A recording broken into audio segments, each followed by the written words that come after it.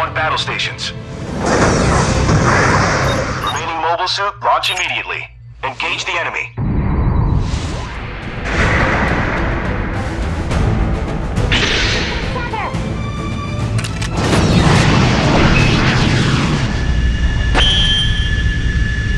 Mobile Suit Gundam is an anime series I'm certain most of you are, if not acquainted with, or at least aware of. Personally, I have watched some of the series, but I wouldn't consider myself a massive fan, and going into this was just a massive pleasant surprise. It's advertised as a movie, and for the most part, that's definitely correct. At least 80% of Mobile Suit Gundam Phantom Silver is a full-on VR anime film with interactive parts, and these parts are mostly fighting using a sword or shield, or using your gun.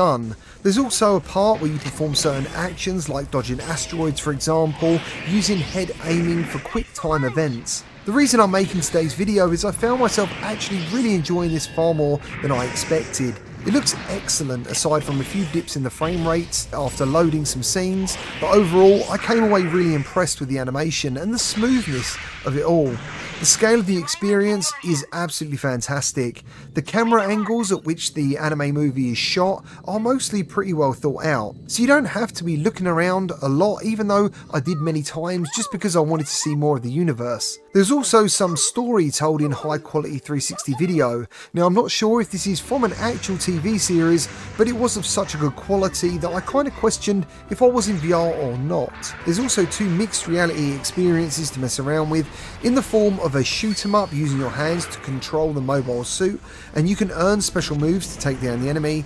There's also a trophy section where you pick a Gundam and step from mixed reality into virtual reality to look at the mobile suit you've chosen, and the scale of this was absolutely fantastic. I would normally say something like this is for fans only of the show, but actually after experiencing this today, it's actually made me want to go and watch the show, which is kind of the reverse, as I really enjoyed my time so much with it. There's certain parts of the game that reminded me of a really old game called Road Avenger, which was on the Mega CD, which sees you take part of a full-on anime using only QuickTime events, and it also gave me some vibes of Dragon Quest for the same reasons. The negatives I experienced were the controls, which weren't the best, and they seemed a bit of an afterthought in regards to the VR sections. For example, using the sword and shield could have been done really well with actually using the controllers, which would have made them a bit more engaging. I also feel there were certain parts where the VR player should have been given some more freedom, and the last thing to mention is the loading screens do happen a bit too often. Overall, this went from not being on my radar at all